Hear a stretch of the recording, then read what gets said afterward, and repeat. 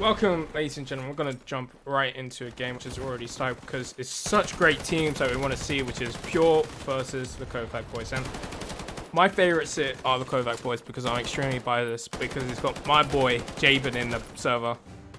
Of course, on Pure, there's a lot of names which people are going to notice as BCJ and, of course, Dirty German.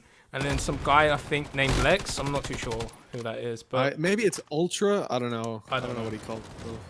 But we are in, and Pure are winning 4-1 on their ally side on Liberation. And I was expecting to see more Liberation than Coastal, to be honest. Oh, man. Hold on. JC Stanny survived with literally a sliver of health, but he's out of there. J-Ben's so unlucky not to find that. I mean, in this position, finding yourself in a 1v2, the only upside is that he's got control over the bomb, but they're going to be coming behind him. They're going to be coming in front of him. That's actually all the places they're going to be coming from, but yeah. It's not ideal because they'll suspect him to be here. I think they just heard him reloading as well. He's trying to bait them up the stairs, catches one with the shotgun and low HP, but he has the time to play with. He can get that health healed on back up, knows exactly where JC is now. But the shotgun, not the ideal weapon to chase down middle, so he's going to have a rough time getting after him. Oh, but he has upgraded to an STG into his back pocket, and I think now he's realized that the person is on A as he starts getting that bomb down. And the thing is, JC will be able to get off the one and post-plant position, but the question is, where will he expect Jabin to come from? And Jabin also needs to try and predict where JC will sit on this site. He knows he's probably going to be somewhere close to this site, really, because the risk of running back or running over to the house at this point will be so much, especially as he knows there's a shotgun in play for Jabin. Fakes at the defuse, watch towards the shed. He suspects the player to be there. And man, JC Stanley's playing this safe. He spotted out that the bomb wasn't being defused, waited until he caught an angle and took J-Ben down, but man, that health was close. That was super close. It only took like an inch of a pixel before that was a headshot on Jabin's side, but JC was able to clutch it out, but it shouldn't have been so close, especially since Jabin was in a 1 versus 2 and sort of trying to give him a chance to fight back. But looking at the scoreboard, Grego, my ego, is on 11 kills, and he's been doing pretty well. And talking about names which you probably want to see more is Dirty German and Lex, who on 2 and 1 respectively. Oh man, look at JC's health. Again, surviving with a sliver, a nade hitting him. BCJ was pretty close as well. Seems like they are heading towards this B side. Jabin playing close with the SMG this time and not the shotgun, trying to go for a little bit more range. Motive, but he's unable to find anything. Tags up 2 players. Can almost get a third here, but he will be fallen to JC, who did win the previous round. Smoke's going down as well as a nade in dark to try and push a player out, and somehow that player gets away with it. Yeah, those bullets I thought would have connected, but evidently not. Revo takes down Grego, and now it's into a bit of an awkward situation. Pure only have 2 players left alive. Despite the Kovaak having players so low, they're able to heal up that health. With 50 seconds left, bomb still has to be planted. BCJ trying to fake it out and use that shotgun long range down in towards dark. He was trying to use a close range, but had no choices. Athen sprays through the window, leaves JC all alone, 1v4, STG in hand. He knows there's a player towards that window, catches him off, doesn't find the kill. And again, so much damage done in this round, but Pure failing to follow through on the majority of the kills. Yeah, in this point, Kovaak boys needs to try and push in together instead of what Athen tried to do there. But he will reign victorious as it's 5-2, but you have to say Pure looking a little bit more comfortable, but maybe it's because of the fact that Grego's doing so well as JC. Like the fact that they got 5 kills and 5 rounds and only losing 2 in this state of the game, with Lex and Dirty German having 3 kills combined, that's impressive. Yeah, definitely. That's a much better start than you'd expect when you're seeing players like that missing, and you got to give it to the likes of Grego finding those kills. 11-3 right now. Some damage traded towards middle, but it's JC opening it up again as Athen all by himself is eliminated. So too is Calcifer. Grego bails out with, again, low HP, but he's going to survive long enough to heal up back up. Now Pure can just move together, make their way towards the bomb side, and they're favored in any engagement at this point. Look how thinly spread the defense is. 1 player towards each site with 1 in mid-house and nest. It's a fairly difficult position to hold down in. Fire does a decent job by dealing a lot of damage to Grego. I thought he actually had the kill, but Just one more bullet was needed, not able to connect it. Bomb will go down, even despite the fact that the kills are going back to the Kovaak. They're now at a time disadvantage, and they're at a man disadvantage. Yeah, Javen and Refo need to try and retake the site together, and 2 people in triple, that's going to prove difficult, especially if your teammate starts shooting your teammate. That's never going to help, but Javen trying his best despite that, tagging out JC, but he's not going to get the frag. But Refo able to take down Gregor, who's been the heavy hitter, but refrag coming from Dirty German, getting another frag on the board, which he desperately needs, and finally JC able to close it out. But this has been JC and Gregor all game, it seems like. Javen's so unlucky there with the timing. It plays really poorly for him. He was expecting the player coming from the right side, but as he switches off, as he looks towards the doors, he's jumped on and they double peek him. 6-2 now. Kovaak definitely not having a good Axis side, and at this point it's all about recovery. If they can finish it at 6-6, it will still be relatively bad for them. But combine that with a round 1 win and hopefully a follow-up on the one where Pure would have a weaker economy to work with, that should leave them back into a decent position to play it out. But there's a lot of win conditions for them, and starting it out by Jabin getting naded out is not the way for that to work well for them. Especially since Jabin has been one of the heavy hitters on the Kovaak boys. He's been having more frags, and he almost clutched that round where it was a 2 versus 1. But that being said, Revo able to get that shot onto Gregor Berg. Nice trade from Lex. And there's been this individual performance on Pure that's been helping them out so much in this game so far. Ooh, poor smoke from JC. Never like to see that. Though I can't really say too much since I've done that plenty of times as well. Well, the nade goes over there, doesn't find a kill, but it's Athen taking down Dirty German to leave it into a 3 versus 2. Athen trying to have more impact, but it's not looking likely. BCJ on the shotgun. He's found a 4-piece after the opening nade kill, and then very quickly closes out what could have been an awkward situation towards the side as they still had to plant the bomb, but was quickly turned into a 7-2 scoreline. And Pure, again, they've got some decent control over their economy, lots of weapons to play with right now. The Kovaak not in the same boat. They're having to invest into the majority of MP40s and STGs, and in order to take a nade out, Calcifer is taking a Gewehr. Exactly.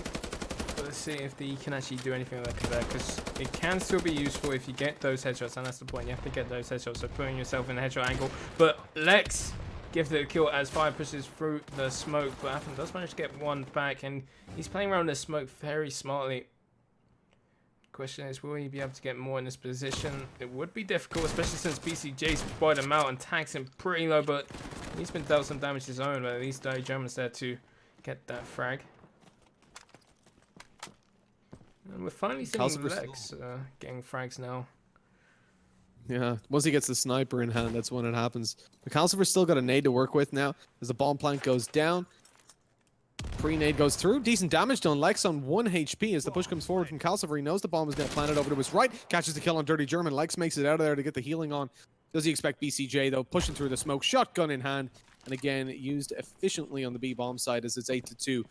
The Kovaak not quite able to pull off that clutch, but with the very good damage dealt by that nade, I mean, if it was the tiniest bit to the right, Lex would have went down, and you could have seen that pulled back as he then would have been ready to take down BCJ in the 1 versus 1.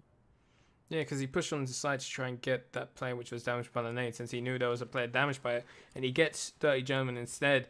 Maybe he thought that was the player which fired, but who knows? You can't really see what's in a player's mind at the time. You can only guesswork. But 8-2 Pure is still looking good. JC got the tag there, so he lobs a nade over to try and catch him off, knowing that he's around that area at the back of the wall. Not finding the frag, though. Just push him off the angle. Long-range fights with the Tommy. I like it, as Calcifer's taken down this time before he can get any kind of late-round impact. But straight away, the trade's there. Fire push towards the stairs and play patiently, waiting for Grego to peek down. I like that as it goes back to a 4v4, but I still favor the offense in this kind of situation, especially as they quickly pull those 2 kills off. Yeah, exactly, and now they got the B-side control. No smoke to cover heaven, so you can see JC just holding the angle, making sure no one can peek, as well as Lex. No player will peek that, as one player is already in dark, it seems like. Just waiting his time, waiting for his teammate to start rotating round. I don't really expect Revel's Revo not to good. do it. Yeah, like, I don't expect Revo to do anything in this position. I think their peeking is just a little bit reckless. They're going to be holding that angle or at least towards the arch. You want to wait for your teammate to come through and you can double peek long. JC Stanny, as you can see, was visible to fire. So it could have been a fight if they were in a 2v1 there that went their way. I'm actually very surprised JC still survives that, but 9-2. It's the Kovaak maybe with a little bit less. It's the same as we've said before, right? Yeah. Just the team play isn't there. Although you definitely see some glimmers of hope from the Kovaak in terms of individuality. They're using nades correctly.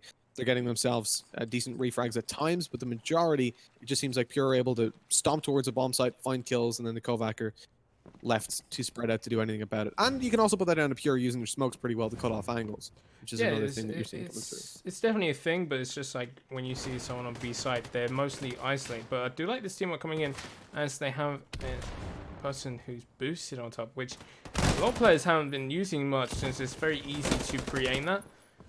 So far, it hasn't been too effective. Only one player going down, and it was a refrag, and no one from the boost actually getting a kill.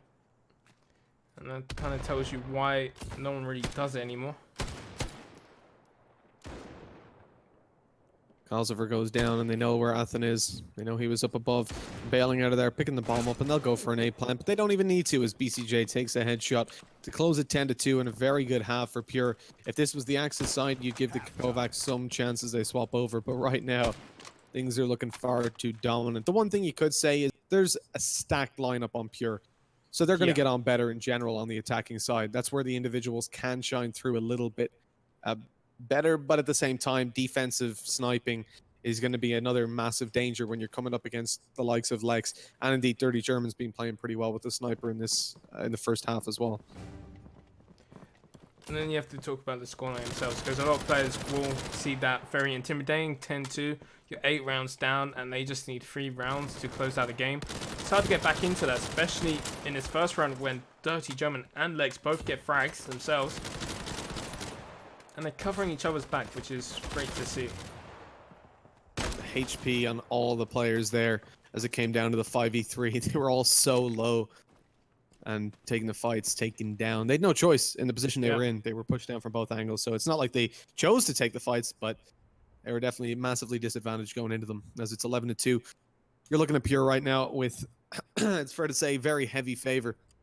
JC Stanny is a player I didn't expect to see. I thought we'd see a lot more from, like you said, Dirty German and Ultra Lex, but it's nice to see the likes of JC and BCJ stepping it up. Or not even BCJ, because he's kind of expected as well, but Grego for sure has been a surprise to me alongside JC.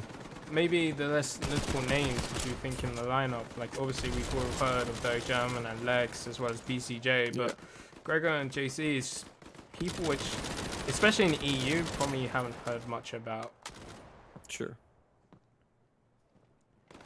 Oh, Fire's head spotted. I thought he might have had the advantage on the BCJ there, as he should have seen the leg coming around, but it doesn't happen, and it leaves Pure again in a massively advantageous spot. Even after Calcifer finding that frag, you're looking at a man advantage for the defensive side. The Kovac having to push in to get that bomb to retrieve it from behind the wall. I don't think Pure have that information to play with, as it is dropped behind the wall, so it's not visible. But at the same time, they're going to see players pushing towards them at some point, and whether they know the bomb's there or not, they're triple peeking. So Athen had no chance. The second he peeks out, 3 guys looking at him. Yeah. Well, his position was known, and they was able to get into positions to all peek at him.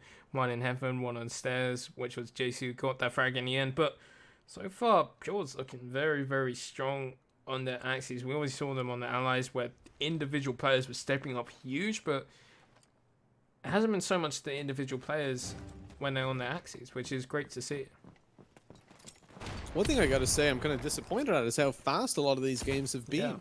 We're in the quarterfinals already, and we're seeing such a dominant position. I'm really excited to see how things are going to develop when 2 of these teams that are stomping collide.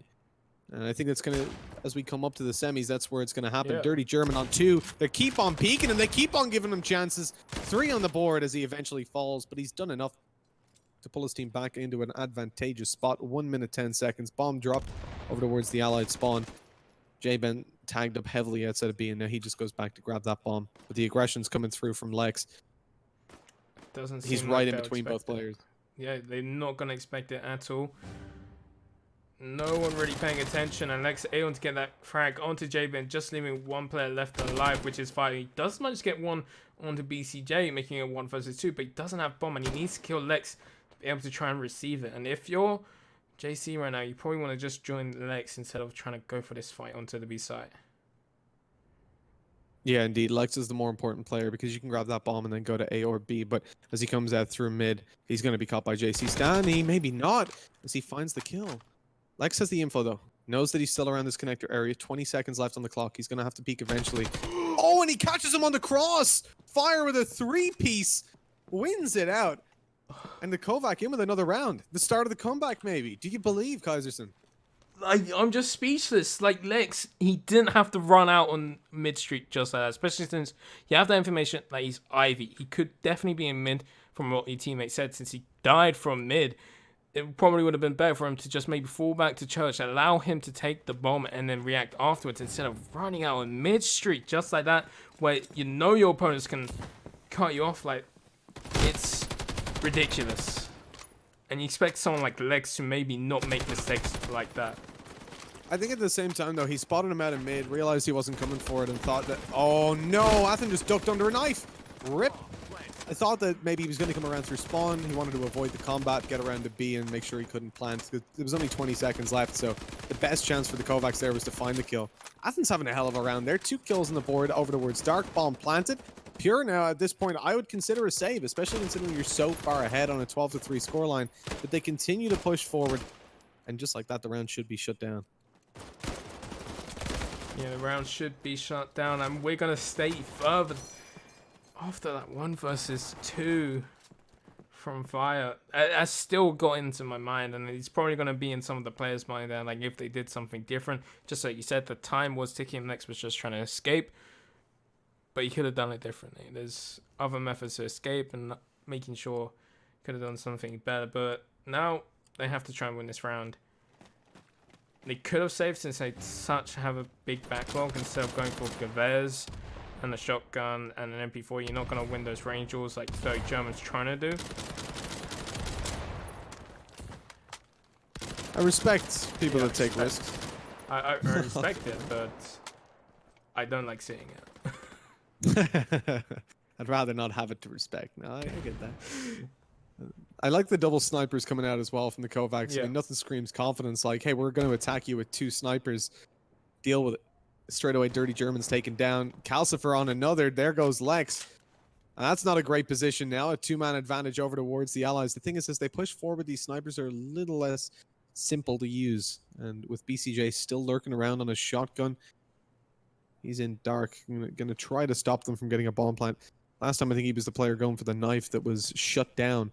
But with a shotgun in hand this time, he hopefully won't have to go for that. Jabin takes down one more though, so Pure in a 3-man disadvantage rather. Very spread out too. BCJ falls with a shotgun. That's the end of the round. 4 kills for the snipers. Okay, it works out pretty well. Yeah, the war of snipers working out well. It probably did help that Pure were holding long range angles with weapons which can't compete with snipers like the Gewehr.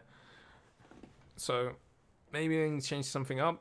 Like they have the coins now, though German using scope variant on lethal utility, which is something which you're paying to see in 2 shotguns. So you're going to see those 2 shotguns probably going to be utilized on that B site since they can be used so effectively, especially if you have the smokes. And I think Revo spotted out though German, they're trying to nade him out. Nades towards middle. Not finding anything, unfortunately. Not connecting for the Kovacs as they have to pull things off with the weapons. Athens opening it up on a shotgun again. Revo gets taken down, though. Dirty German's got the sniper back out, and this is a very dangerous prospect now for the Allies as Grego gets aggressive. Shotgun in hand. He knows Calcifer was playing towards A with that sniper before, and I think he might just have spotted him out. Look at this. He is playing it quite passively and actually gets that frag somehow. Too bad I missed it, and it just leaves Fire and Athens. Athens does take down Lex at least, making it a 2 versus 3. JC, he needs to be careful when playing this position, especially since there's a player with a shotgun on the other side. Shotgun's just so strong right now.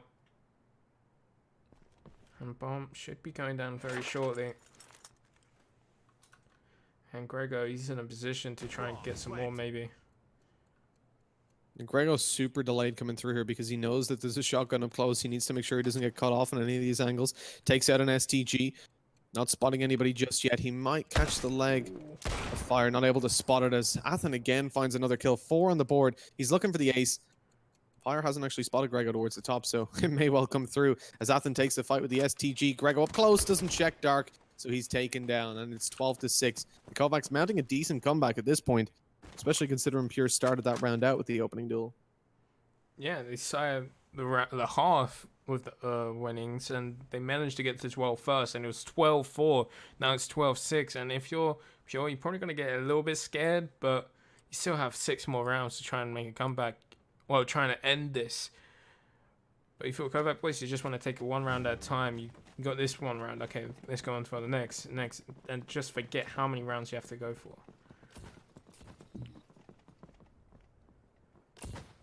Well, that's it, right? It's better to lose 16-5, or, well, that's a CS. Let's say 13-5 than 13-4. Every round is at least a little bit more bragging rights.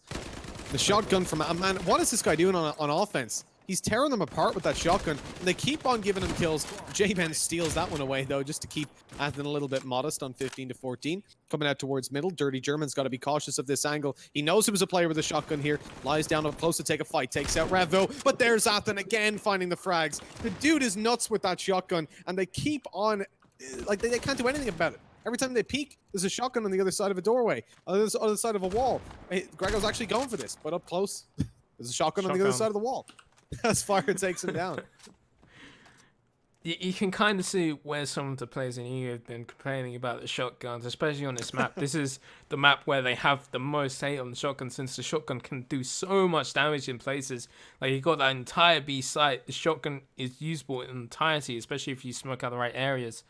And then even on the A site, if they start pushing on the A site, you have a shotgun looking at both angles. It can one-pump you in both of those angles.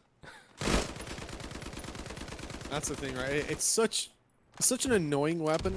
Pushed up on B to me is just the most dangerous spot for it. If you've got one covering in windows, making sure they don't push through the arch, you can lock things down like crazy on that side. Athen's trying to catch an angle under the smoke. Dirty German lights him, but he does eventually go back through the connector. Making sure no one pushes down at this point. So Athen re-aggressing eventually. Dirty German's going to go for the re-peek straight into him, but takes him down. Finds a man advantage early on for Pure. They're working with all STGs here and no nades, only 2 smokes to play with. So they're going to wait to deploy those for a little bit later. I wait do until like you have this, a little bit of info. Yeah, I do like this set low from Pure. They're going more long range, so the shotguns can't do as much damage to them. The only person which is playing close range is actually Lex, who does fall to Jabin from an SMG, and you can see the rotations happening straight away. But Dirty German trying to make sure that we still got this A-side control, and look at Grego's position. They're not going to check this. Oh, premature fire. Hate to see it. Sometimes we all go off early in that kind of position. Coming up behind them. And taken down, that's going to cost them heavily, trying to plant there in the open. Eliminated by the SGs on long range, STGs rather, on long range. And that causes the conclusion, 13-7, but at least they took on a little bit of criticism from us. We said we weren't happy with how one-sided the games have been, and we at least got a little bit of a reward there. A nice bit of a closer one. Yeah, well, definitely towards the end, like obviously the start, it was very, very heavily one-sided, and then in the end, they did start making a comeback, and even in that last round, I was kind of surprised how quick it was, getting those last 2 players. Caught me off guard a bit, but it was very interesting to see how some of the players reacted, and to see how much more individual I'm noticing compared to EU. Which we definitely notice. Yeah, the structure seems to be lacking a little bit, but as we said, it's going to be really exciting to see these teams that are steamrolling when they actually go head-to-head, because that's when we're really going to have competitive games from the get-go and all the way through. I think, so we're on to the semifinals now, right? Yeah. Pulling these down, see if there's any changes in the brackets, if any games have finished while we were here. Most likely. Yeah. Well, I've got the bracket up already, and we do have the semi-finals next. 5-stack is going to the semis as Pure. We're just waiting on Western Jesters and Ploy versus Speakeasy and Postal to finish their games up, and then we'll have a semi-finals. which one we have. Don't know quite yet, but we'll know soon enough, and we'll be bringing you along for those semi-finals. Me, Kaiserson, as well as obviously the beautiful and handsome Mitch. The clean shaven and obviously trimmed haircut. Yeah. This is peak physical condition. So stay tuned for the next.